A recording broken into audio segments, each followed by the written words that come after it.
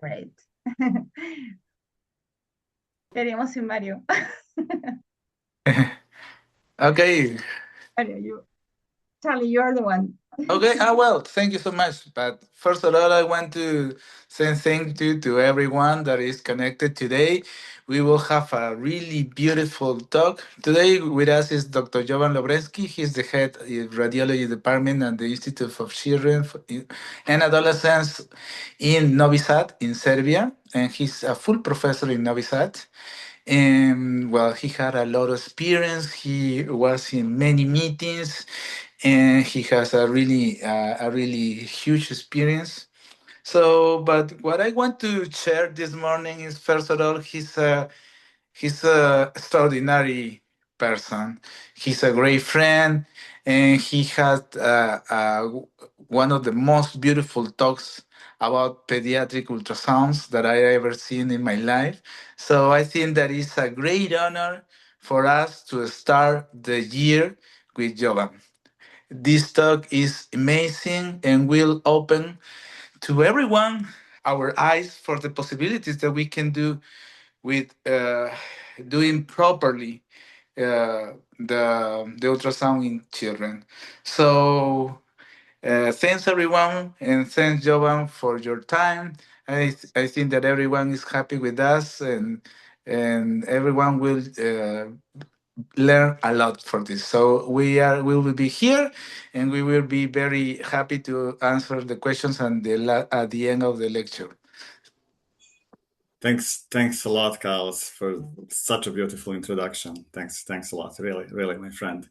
I can say the same things for you and your friendship and your personality. Thanks a lot. Yeah, I have a lot of experience. I'm performing ultrasound for more than 20 years, especially pediatric abdominal ultrasound and lung ultrasound, which is my thing, and everything. And I prepared a highly practical talk for today with a lot of images, a lot of videos, and I hope it's going to be useful for you guys. So I will share my screen now. You need to allow me just to share my screen.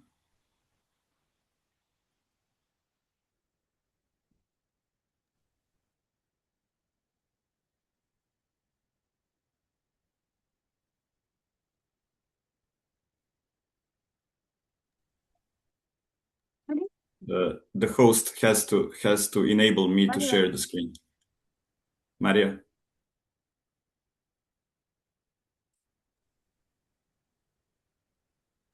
Just 1 second, please. Yeah, okay, perfect.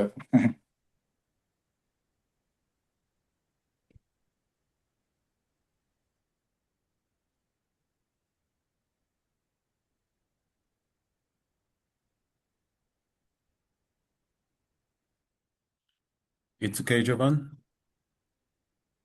Let me try. Yeah.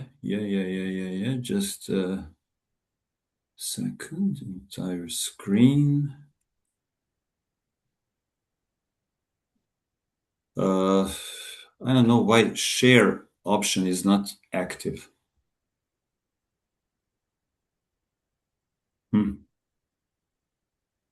I clicked entire screen and it doesn't give me the option to share. It just cancel. I don't know why. Just let me try again. Sorry. Okay. Here it is.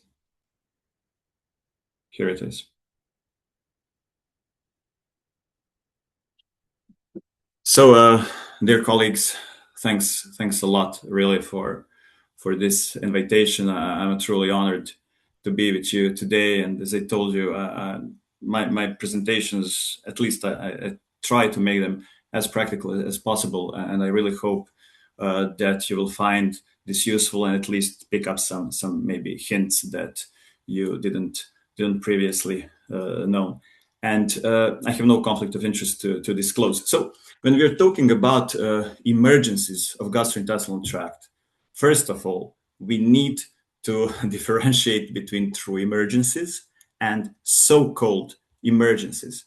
And you know how many times in your careers, have you heard this sentence? We need to discharge this child from the hospital, and we need this ultrasound examination. You know, just come on, the child is going out of the hospital. Is it really so urgent? Then the other one that I really don't like, can you please just take a peek at this patient? How many times have Sorry, you heard Jovan, this? Sorry? you don't share your screen. No? No, the option is okay. Please share your screen. But I have this information that Zoom is sharing my screen. Okay, let me just. Yes, the option of share the screen is available. Yeah, and I clicked on it. Just a second. Share screen. Okay. I'm sharing the screen. Okay, I'll I don't know what to do actually. All right, just a second. I will stop sharing and then try to share again. Yes, please.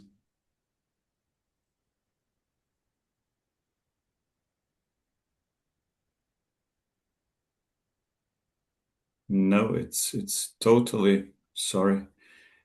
It's totally inactive. The option No, it is doesn't. available. It doesn't give me the choice now. I when I click to share the screen, I don't get anything here. Maybe you can disconnect and Yeah, that's what I was. Yeah, that's what I. Wait.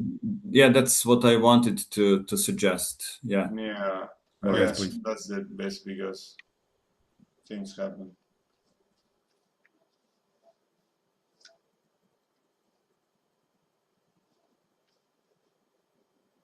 Maybe logging off and on again.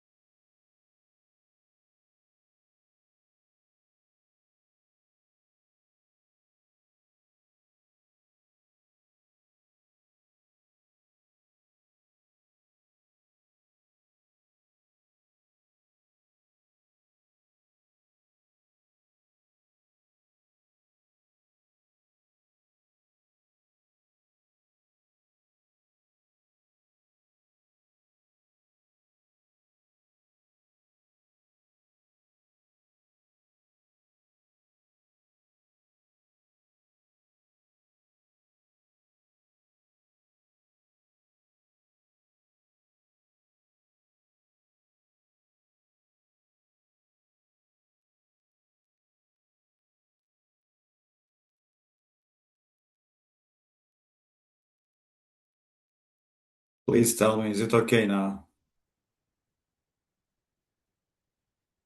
Do you see my screen? Yes, you are sharing Yes. now. Yes, Yeah. Oh, finally. Okay. yeah, but you're in the presenter mode. No, not in the presenter, in the regular mode. Yeah. Okay. Here is the presenter mode. Yeah. Yes, that's So okay. everything's fine now, right?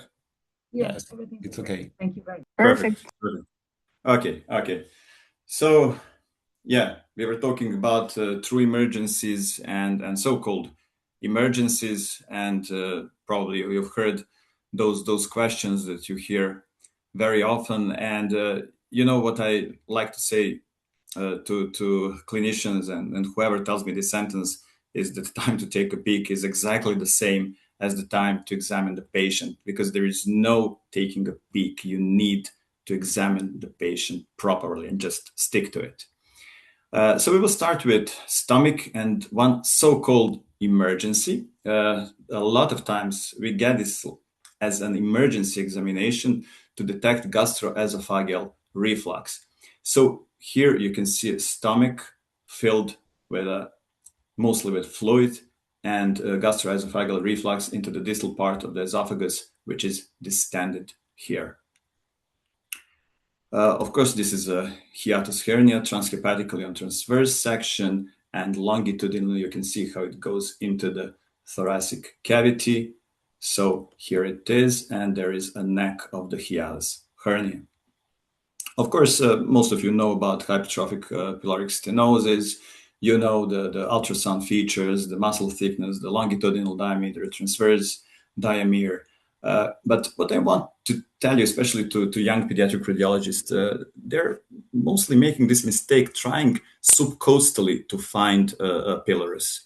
And my advice to you is, first of all, to put the patient slightly into oblique right lateral decubitus position, and then use a lever as a window. In most of the cases, you will very easily find pylorus through the liver. That means that you put your probe intercostally, so to use liver as a window to the hypertrophic pylorus. This is something interesting, and I started to notice it relatively recently. Probably I didn't notice it before. Look at this. A lot of children has this kind of distended stomach, maybe even gastroesophageal reflux, maybe don't gaining weight as expected, not getting hungry as expected. And a lot of times I see this. Look at this pylorus. It's folded posteriorly and it's very sharply folded. So actually, this is just anatomical variation that is causing gastric outlet obstruction. And the child will grow this up. You know, what child is growing up, this will getting better, this will get better and better. So this is not something that requires surgery, but explains why a child has some kind of problems with emptying its stomach. Maybe I'm not right, but I use this definition, retroantral pylorus. And it's something I really like to do, detection of ingested foreign bodies on ultrasound. The interesting part here is that on ultrasound, you can see the let's say, metal things that you can see on the plain films, but also you can see any other ingested foreign bodies like plastic ones or some other ones. So the stomach has to be distended with any clear fluid, like water, clear juice, tea, whatever the child would like to drink. Of course, it's not easy. Sometimes, especially small children, don't like to drink some fluid. And you perform examination right after it, very shortly in supine position, and then you put again the child into, let's say, oblique right lateral decubitus position. Why? Because you want the fluid to enter the antral part of the stomach, and most of the time, with fluid entering antral part of the stomach, foreign body will enter it too. And as a radiologist, you need to be careful not to mix this regular stomach content and artifacts in the stomach with the foreign body, which sometimes is not that easy, but generally this is quite reliable examination. So look at this. This is a coin, okay? So this is a, let's say, lateral projection of the coin. But look how nicely you can see unfast projection of the coin. Not, of course, not every time, but in this kid, it was really, really beautiful. So even you can see this peripheral border of the coin. Take a look at this. So yeah, and we saw a lot of things like lollipop, plastic stick, a button battery, look, a domino in anfas, and in some kind of oblique lateral projection, a hair clip. But this one was interesting because the parents came to us telling us that their boy swallowed the ring. And yes, we saw this ring perfectly, all right? But take a look at this. This is also a ring, right? But the texture of the border of this ring and this ring is not the same. You know, this is kind of a more, let's say, ornamental, right? Take a look at here. Actually, the kid swallowed 2 rings. And this is the image from gastroscopy. And here are 2 rings afterwards. Very interesting case. Take a look at here. Look at this. Again, it's in antrum of the stomach, right? Here is the image of it. And this was a dice. The kid swallowed a dice. So generally, you can see a lot of interesting things when you're doing this kind of examination. Of course, in stomach, you can see duplicatory cysts. You can see coagulums that may mimic kind of other pathology within the stomach, and some, of course, some other things. Now we are moving on to small and large intestine, and yes, I guess you know that normal relationship between superior mesenteric artery and superior mesenteric vein is that artery is on the left, vein is on the right. And this is a perfect scenario where with linear probe, you can perfectly see everything you want. There is aorta, there is D3 segment of the duodenum. You see it beautifully here. Okay, but the scenario is not always like this. Very often, especially in infants, in small children, there is a lot of meteorismus, a lot of gas in the bowels. And a lot of times I face the situation that I cannot see SMA and SMV relationship with the linear probe. So as much as it sounds maybe awkward, but convex probe, even in the smallest kids, can be very, very useful. So take a look at here. With a convex probe, you can see the normal relationship, SMA on the left, SMV on the right. But again, you will not see D3 segment this beautifully, okay? But take a look at here. You see the gas within the D3 segment of the duodenum, and it's enough for you because you know that this D3 segment is normally positioned. So in kids, you know, there is almost no examination where you don't use both convex and linear probe. This is very, very important. Of course, sometimes there's an abnormal relationship with SMA on the left, SMV on the right. And here is the classic mid-gut volvulus, when you can see this swirling pattern of the bowel around the mesenteric vessels, primarily superior mesenteric artery. Again, a classic mid-gut volvulus swirling pattern, okay? And here you can see very nicely, you don't see it always this nice, but here you can see very nicely the whirlpool sign on the color Doppler sign of mid-gut volvulus. In mid-gut volvulus, of course, a lot of times you will have distended stomach, distended duodenum. Take a look at here, distended stomach, distended duodenum, and when you're going a bit down here it is a swirling pattern that represents mid-gut volvulus.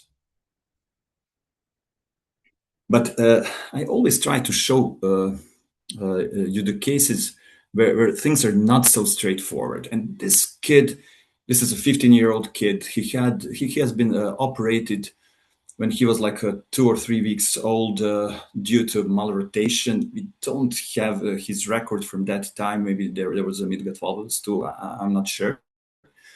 And my colleague went to the intensive care unit because he was really not doing good. And she asked me to come because she thought that this might be a volvulus. And when you take a look, it really mimics volvulus. But I'm going to show you this. Look at it. This is stomach. I hope you will be able to see it. And it's a little bit folded here. And this duodenum is going to the right. Of course, the small bowels are still on the right and extends. Look at it. So this is duodenum, stomach, duodenum, and there is no complete swirling. It goes down to the jejunum. So there is no volvulus here. It's just a bit anatomically different than we are used to. And at the end, this kid developed, look at this huge outlet obstruction, very distended stomach, distended duodenum, extremely distended duodenum. And he got operated. Those were fibrous strands that were around the duodenum to make this kind of obstruction. And here I wanted to show you this is a female patient, about the same age.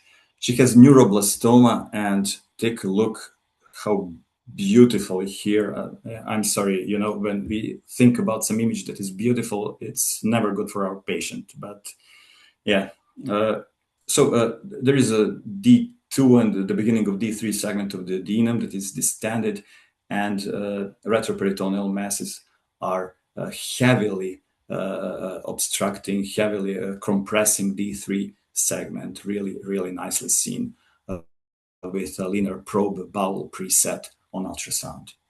Of course, I know we will perform an abdominal plane film for double bubble sign for duodenal atresia, but just for you to know that you can see it very nicely on ultrasound too. There is a distended stomach and proximal part of the duodenum. And this was a case from, let's say, maybe 2 weeks. And we performed ultrasound, and take a look at here. This is a D2 segment of the duodenum that is very distended with air. It's like 26 millimeters in lateral diameter. And what is very interesting for me, that is the same dimension on the abdominal plane film. It's around 25 millimeters. But what you see on the abdominal plane film and what we did see on ultrasound is that there is gas in the bowels down there, caudally. So it's not duodenal atresia, it's some kind of duodenal stenosis. And yes, this was a duodenal stenosis with some passage of the contrast and air into the caudal bowels. This kid is still in our hospital, and she came to me like 2 or 3 days ago with terrible abdominal pain. She's having IgA vasculitis, formerly known as Hanuk-Schönlein purpura. And the first thing I noticed, she was really, she's a very cute girl, really in pain. That D2 segment is with a very thickened wall. And take a look, this wall is up to 7 millimeters thick with a lot of hyperemia on power Doppler. Okay, there are some artifacts there, but this is true signal. This is definitely true signal within the wall. And again, I don't know the reason. There is nothing extraluminal as in this previous girl that is obstructing, but D3 part of the duodenum was totally collapsed. And you can see this lobulated wall of the transition from D2 to the D3 part of the duodenum. And next to the D2 part of the duodenum, you can see how nasty this intra-abdominal fat looks like. It's inflamed, it's infiltrated, stranded. So yeah, the girl is a bit better. Is a bit better now, but we will be following up her within the next days and weeks. And now we are moving on to small bowel intussusceptions. And you know that small bowel intussusceptions most of the time are clinically insignificant. So small bowel intussusceptions generally are not clinically significant. And the major criteria for this is when you see peristalsis. And my advice to you is to evaluate peristalsis on longitudinal scan. In my opinion, it's much easier. Like, oh, look how beautifully you can see peristalsis on longitudinal scan of this small bowel intussusception. However, of course, there are small bowel intussusceptions that are actually clinically significant. And you can see here a huge intussusceptum with edematous wall, and look, no Doppler signal within this wall. And you know, whenever you see this kind of bowel wall that is hypoechogenic with those parallel hyperechogenic lines, strands, 99.9% this wall will be ischemic, and this was the leading point here was a Meckel diverticulum, and here is the ischemic bowel wall intraoperatively. Again, small bowel intussusception. Look how huge it is, edematous wall. It really doesn't look nice. But I don't know, have you noticed on this video that there is something in the middle? And this something was Meckel's diverticulum. So again, Meckel's diverticulum was the leading point here for this small bowel intussusception. Of course, there are some other, let's say, leading points. Here is a huge jejunal polyp, another polyp. Sometimes you will see polyp better when you put some Doppler on, because here you can see beautifully the stalk and then the head of this polyp. And this is a huge, look, this is terminal ileum, and in cecum, there is a huge polyp. This is terminal ileum, and in the cecum, you will see it now, there is a huge, very nasty polyp. So it's like 5.5 centimeters. And again, when we see a beautiful image, it's definitely not good for our patient, but I think you will agree with me that you cannot often see this kind of polyp so clearly without and with power Doppler on. And now we are coming to ileocolic intussusceptions. So at the other hand, ileocolic intussusceptions, they're always clinically significant. And within the intussusception, you can see mesenteric lymph nodes, you can see an appendix involved, like here. You need to put some Doppler on, and here is a preserved Doppler signal. And again, look at this pattern of the bowel wall, the same as the previous one. There is definitely hypovascularization of this part of the bowel wall. So for I think some 25 years, we are exclusively perform hydrostatic reduction of intussusceptions, nothing else. And our succession rate is around 86 to 87%. So how do we do it? There is a saline, and the bottle of saline is some 1 meter above the little patient. And we put Foley catheter within the rectum, put the saline into the colon, and this saline is pushing the intussusception towards ileocecal valve. When it comes to ileocecal valve, it has to get through the valve, not only, and you will see it later, not only into the septum, but also the saline has to get into the terminal ileum to finalize this procedure and to call it successful. And this is our team. You can see it's quite crowded in our ultrasound room when we perform this procedure quite often. But there is always anesthetist, there is always anesthesiologist, pediatric surgeon, radiologic technologist, and of course, radiologist. And we always have operating room ready. But I'm really super proud to say that for 25 years, we didn't have a single bowel perforation due to this procedure. So here you can see saline. There is intussusceptum on the ileocecal valve, and it slowly goes through the valve. Look at it. And now the saline goes through the opened ileocecal valve, and you can call this a successful hydrostatic reduction. But of course, not everything is perfect. Here is intussusceptum. It's quite huge, and it's struggling to get through the valve. Look, you can see the valve. It's edematous. It shrank, but the valve is still not open, and you cannot call this examination off. You cannot terminate the examination here, because there is still something there, and it can get back. And take a look at here again. Now you don't see intussusception almost at all, but the valve is still closed, and you don't see saline going through the valve. And now you can see it. Now you can say that this is a successful hydrostatic reduction. You can see here how the saline went through the valve. But what is interesting, and maybe you didn't pay attention, that from the first to the last video, it's been more than 20 minutes.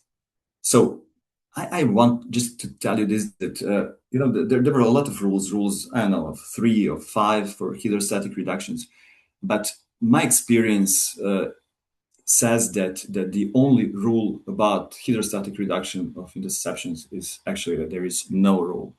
Every patient is individual, and what is very important to have a surgeon next to you. And during this procedure, we talk to our surgeons all the time. We make consensus decisions all the time. We make decisions together, and it really proved to be a successful way to do this procedure. Sometimes we try 3 or 4 times, and sometimes we succeed, like in third attempt or fourth attempt, to perform successful hydrostatic reduction. Of course, when we don't, and it happens, like in this case, of course, the kid goes into the OR.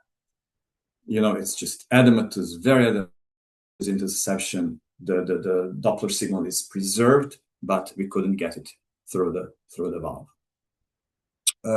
This was interesting because this baby was like 1 or 2 days old and came to me for an ultrasound.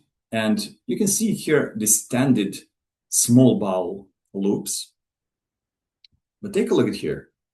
Left hemicolon is very collapsed. It's totally small. It's collapsed. And I told the surgeon that I think it's going to be a microcolon, probably some kind of ileal atresia. And intraoperatively, it was really microcolon and ileal atresia. So, of course, now we're moving on to appendicitis. We have to mention them, although you already have, I'm sure, a lot of experience with it. But it's important to know that it can be, like in this case, totally subhepatic. It can be laterocecal, it can be retrocecal, and it can be normally mediocecal. Of course, this is a normal position of the appendix around the iliac vessels. But this is very interesting. I've never seen it before that in my career, appendix that is crossing the midline. I haven't seen that much.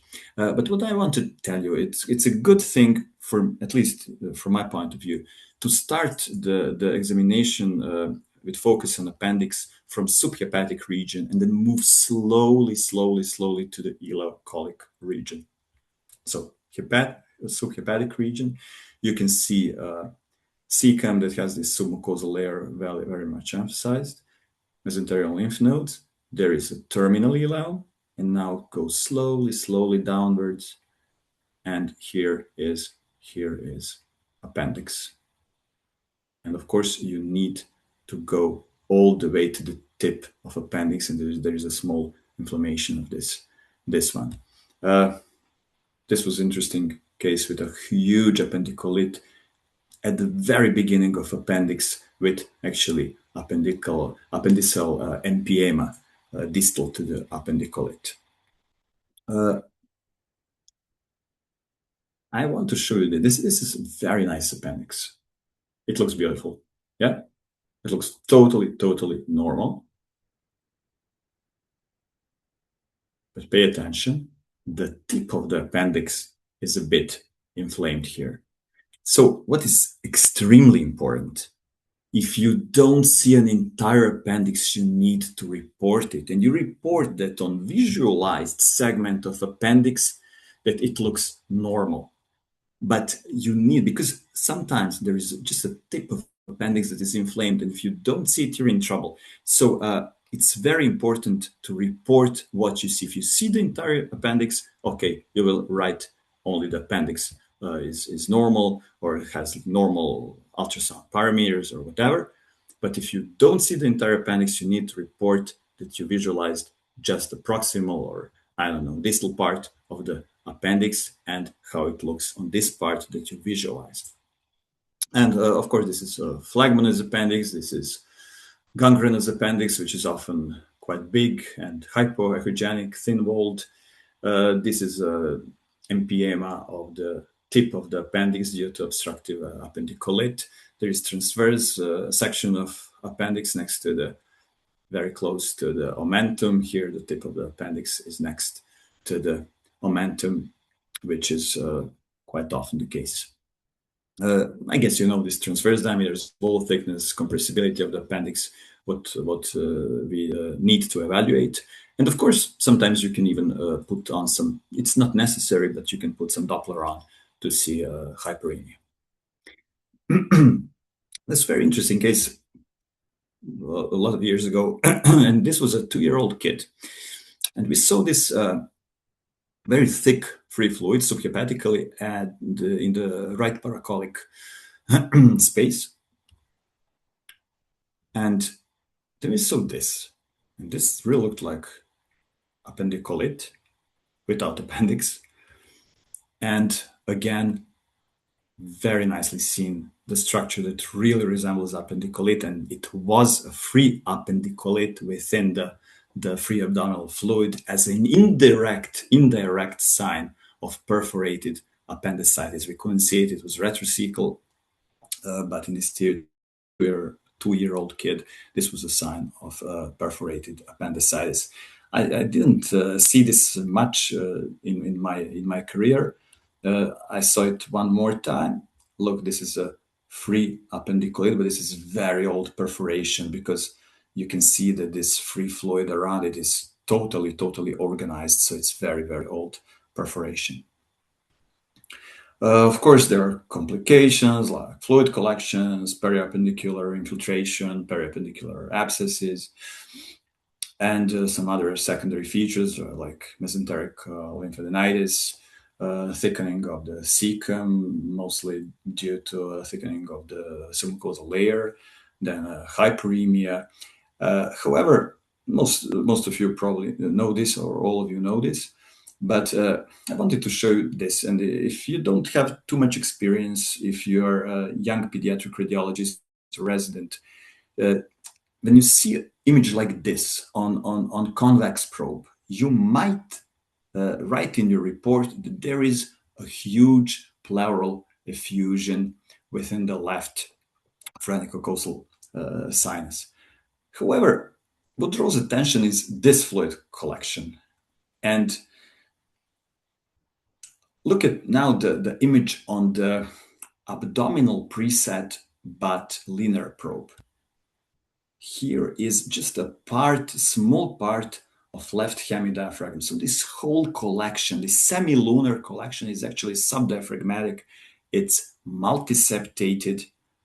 And now when we use thyroid or bowel preset on linear probe, you will get even more clear image where you can see that it is a partially organized, multiseptated subphrenic collection. And this was actually subphrenic abscess after operated perforative appendicitis. So after perforation of appendicitis, after those kids get operated, you will not see subphrenic abscess often, but you can see it from time to time, and you should definitely pay attention to this. And I always have to put one slide about this, because I really think it's important. Whenever you're performing abdominal ultrasound, and I will use this expression I hate, please just take a peek at the abdominal, at the lung basis. Why? Because you don't want to miss some early basal pneumonia, and you know that basal pneumonia is the most common extra abdominal cause of abdominal pain in children. So it's quite important, and I saw it a number of times. Kids with abdominal pain and with basal pneumonia. Probably the reason is mesenteric lymphadenopathy. Of course, we evaluate kids with enterocolitis, and we have a lot of, I don't know how it's in your countries, but we have a lot of viral enterocolitis in our hospital. And here you can see a very thickened wall with a very thickened submucosal layer. And this is very interesting, because you don't see often a rectum that is thickened and with such a nice hyperemia on power Doppler. But the thing is that a lot of times you cannot differentiate between enterocolitis and Crohn's disease, and you need to perform a follow-up examination to clarify which one of those is on. This is a kid with a Crohn's disease. And why I showed you this, because very nicely you can see this stenotic segment, and you can see the transition segment between the thickened bowel wall and the normal bowel wall in the distended proximal small bowel. And of course, you can see the signs of hyperemia on the color and power Doppler.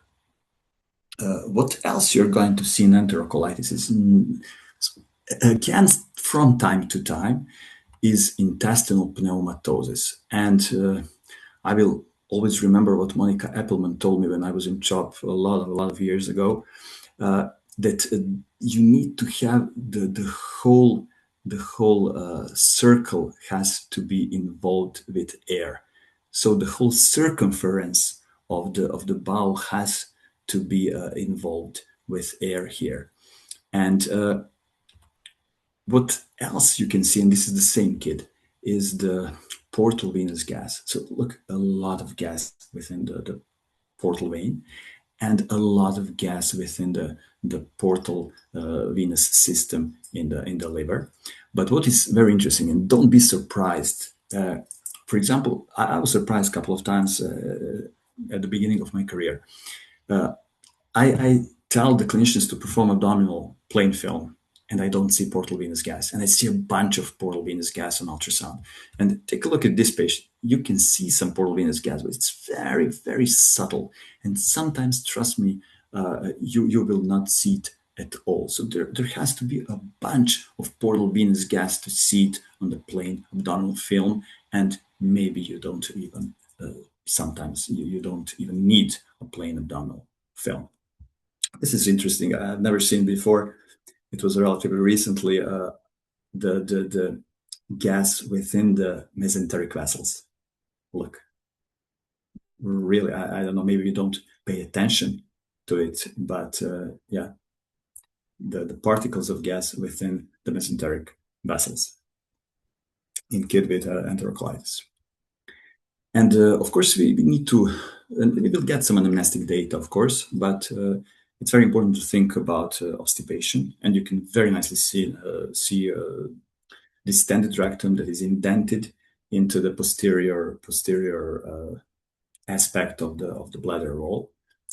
But I wanted to show you this. This is a girl that is like 11 or 12 years old, and I've never seen something like that in my life. It was relatively recently, like maybe in November or something, like a couple of months ago. And look at this rectum. This rectum displaced totally uterus anteriorly and displaced the bladder to the left. So it's huge.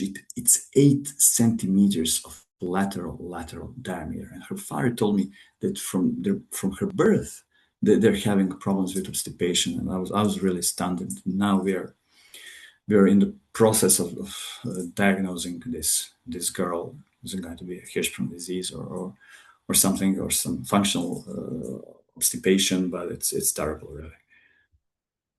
And now we're moving slowly towards the end of this talk. And I just wanted to show you that some things that we relate to plain abdominal films, like air fluid levels and pneumoperitoneum, are actually very nicely seen on ultrasound. And this is the same kid. All the images are from the same kid. So here you can see a very thick free abdominal fluid. And here you can see within the bowels, and there was no peristalsis in the bowels. There is fluid and there is air. And whoever performed lung ultrasound knows that it resembles to A lines in normal lungs. Here again, air, and there is a very thick content in the bowel. Again, air and fluid, so air fluid level is here. And I wrote it down in my report that probably this is paralytic kilos, and here is an abdominal plain film. So this was a paralytic kilos, and the cause was a perforation of Meckel's diverticulum, which is definitely not that frequent. One video about air fluid levels. So you will see it. Look at it. This is not the same child because you can see peristalsis, but you can see very nicely air fluid levels in this video. Look at it. And then this is a kid also relatively recently examined. When I started to examine the liver, because you also start the every abdominal examination with examination of liver. Next to the anterior capsule of the liver, look, there is a small collection of air. There is air in the falciform ligament, and sometimes it's very subtle. This is the same kid. Look at those couple of dots, particles of air next to the anterior part of the liver capsule. So this was definitely a pneumoperitoneum. This was a 3-year-old girl that fell from the bed. And due to perforation, she had a very, very thick free fluid. But she also had enteritis. Look at those small bowels, with very thick wall, hyperemia, extensive hyperemia on power Doppler. So, my guess is that maybe those small bowels were vulnerable, and when child fell from the bed, it was a small jejunal perforation intraoperatively. However, we're assuming non-accidental trauma in this kid also, so it's still under investigation. So to finalize this talk, a couple of hints.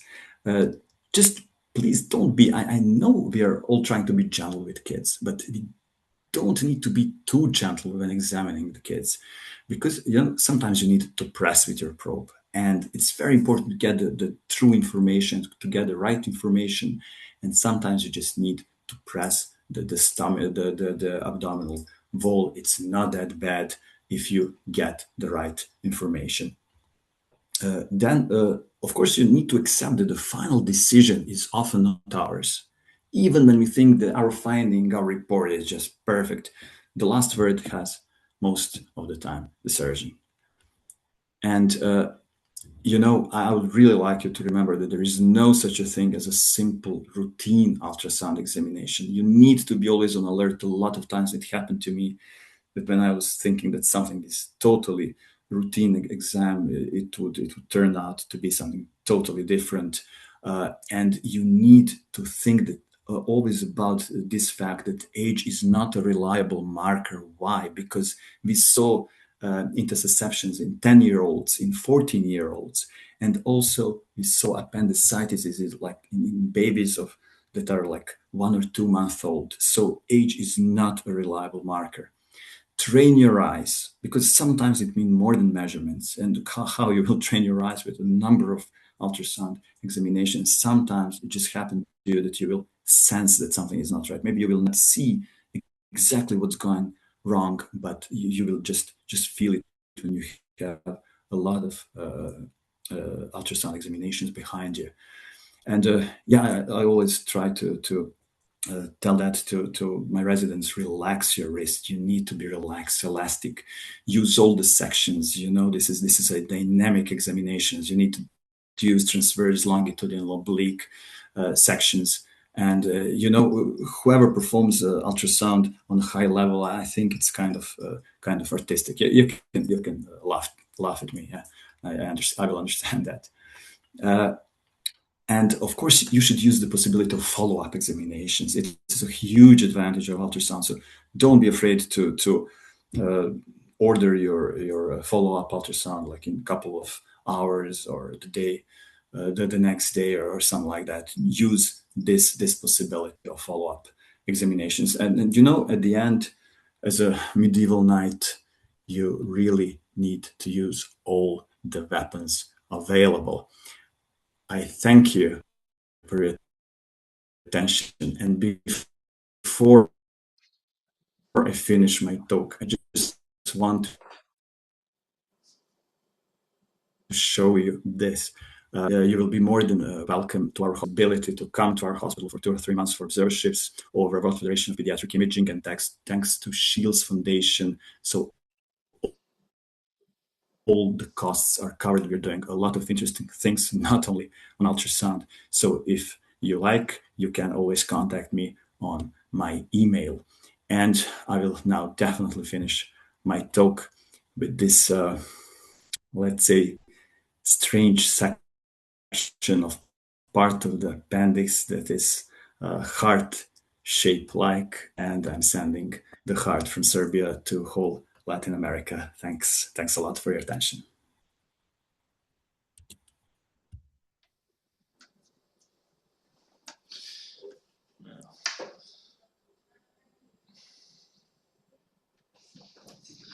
Well, if I may say, bravo, Jovan. That was fantastic. Absolutely fantastic. Spanish, Thanks a lot. buenísimo. Buenísimo. That's Spanish. Buenísimo, Thanks a lot. bárbaro. Very, very good. Yeah, thank you so much for talk. You said so many important things and so many pieces of advice. That was extraordinary. I don't know where to start. I wanted to make some comments, but you said so many important things. As ultrasound fans, we can only agree with all the advices you gave to our colleagues regarding the emergencies that are not emergencies, regarding the tricks and the advantages of ultrasound and the possibility of follow-up and how to actually perform it.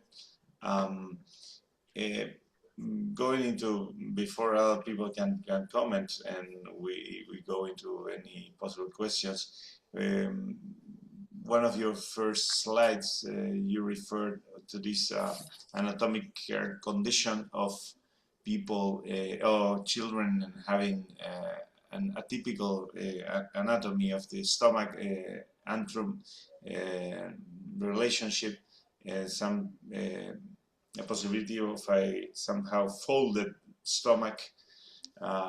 I've also seen that, and as you also refer to other conditions that constitute an outlet obstruction.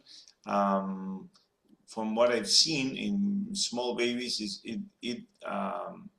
the conduct it is similar to, the symptoms are similar to pyloric stenosis, because it actually is an obstruction.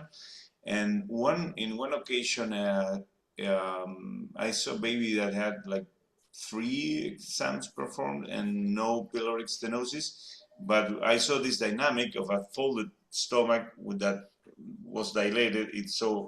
For any practical reason, it was like a pyloric stenosis, and the surgeon actually operated on that child because it wasn't getting better. And she explained it was folded and with some additions, like she had to actually unfold it, and it was like collated.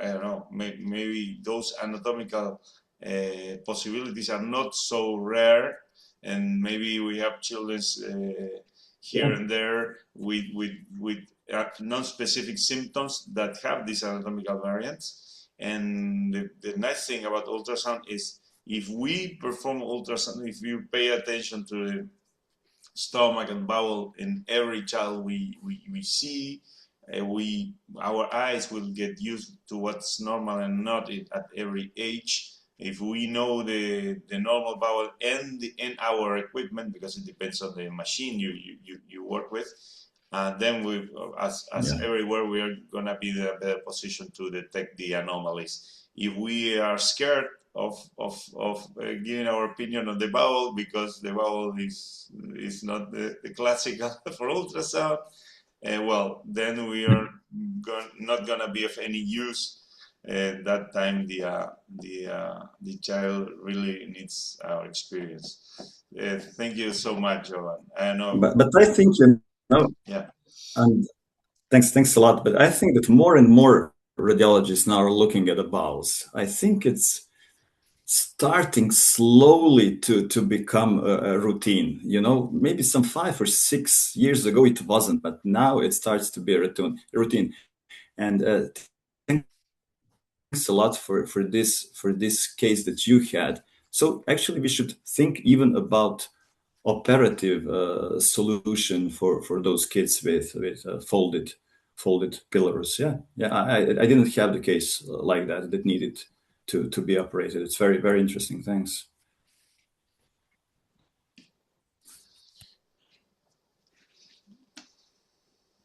Any questions, guys? No sé si Mario, Ruth, Florencia, Judith. Estaba dirigiendo Mario, creo. Everything great. Thank you very Hi, much. Jovan. Hi, Jovan. Thank you for such a clear and insightful presentation. I have a question.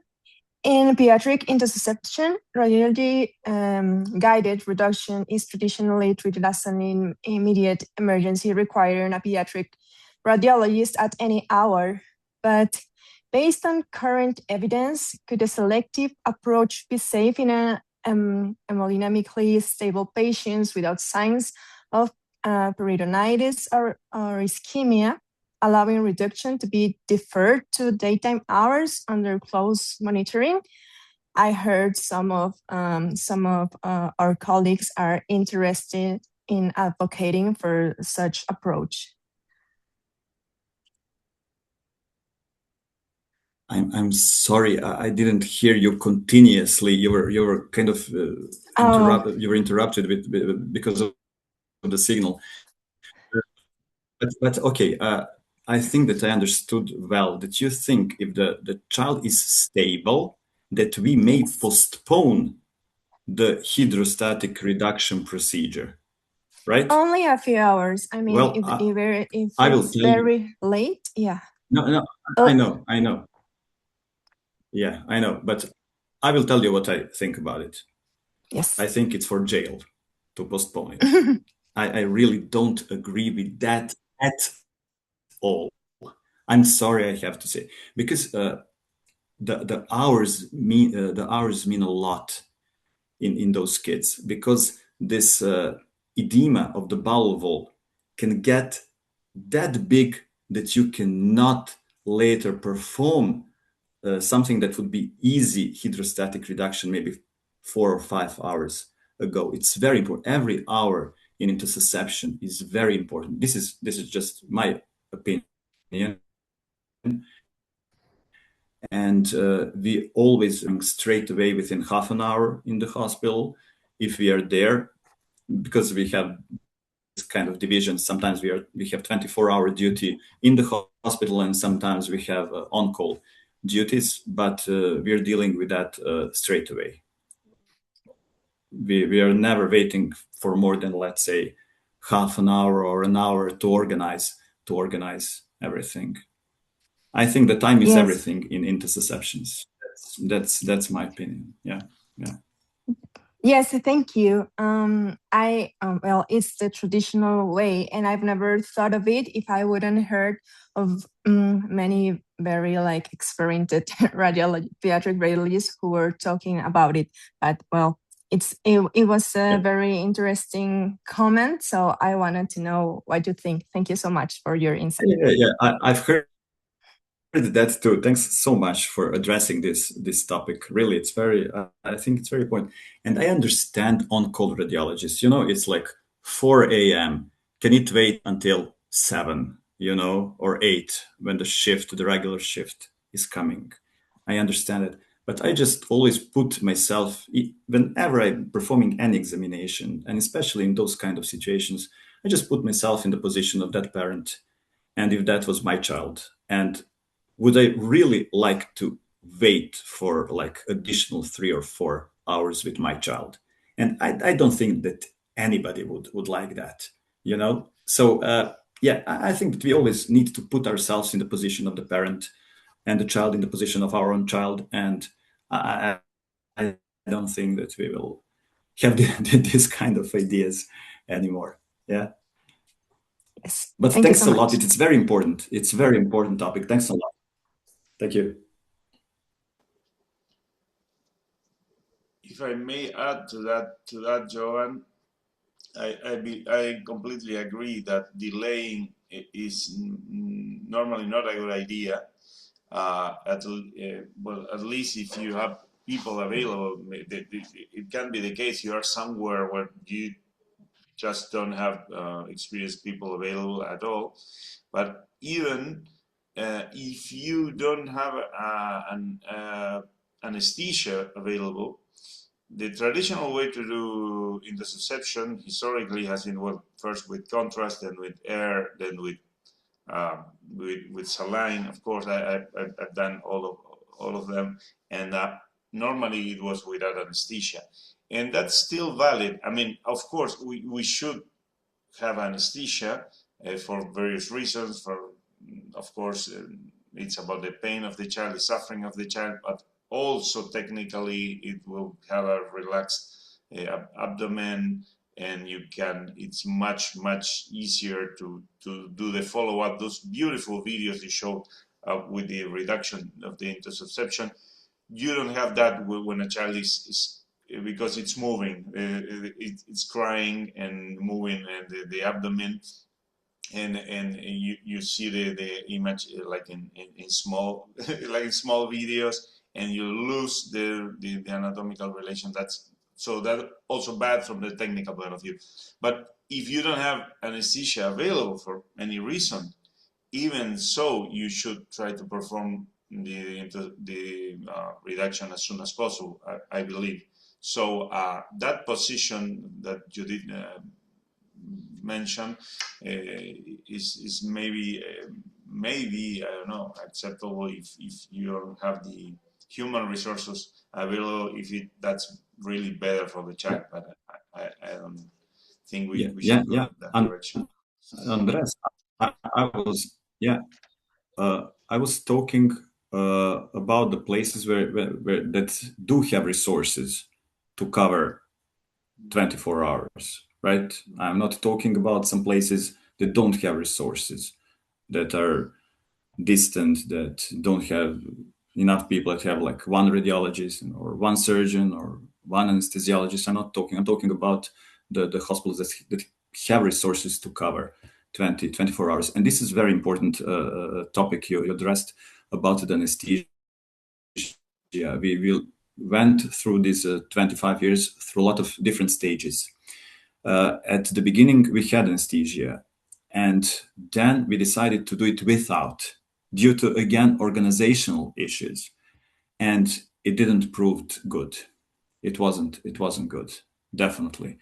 And definitely our experience is that it's much easier if you have available anesthesiologists, because everything is easier. The whole procedure goes smoother, faster.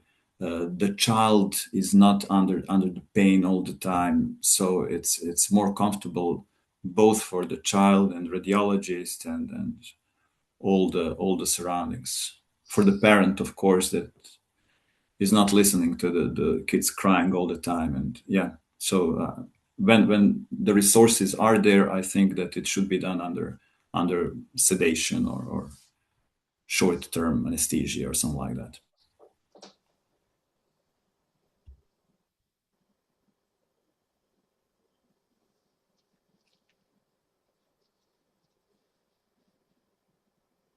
I know Ruchi, I know. I just like to thank you, Jovan, again for your lecture. Excellent lecture. Very good tips. Use all the transducer you have. This is very important. So I just like to thank you again, Jovan, for your fantastic lecture, and invited to come here to Brazil too to visit us. But it was fantastic. I would love to. Thanks. Thank you again, Thanks. Jovan. Thanks a lot. Thank you. Thank you all. Thanks.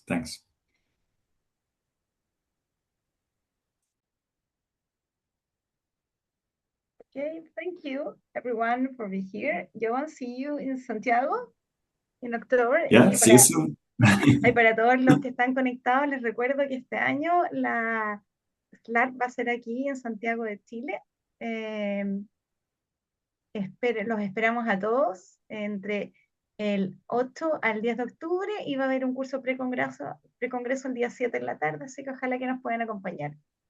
Thank you very much, Jovan. Muchas gracias a todos por estar acá y nos vemos el próximo mes. Muchos cariños. Bye, bye. Thank you all. Thank you all. Bye. Gracias. Bye, Bye. Jovan. Bye. Chao, chao a Bye. todos. Bye. Bye Ciao. bye. Ciao. Bye.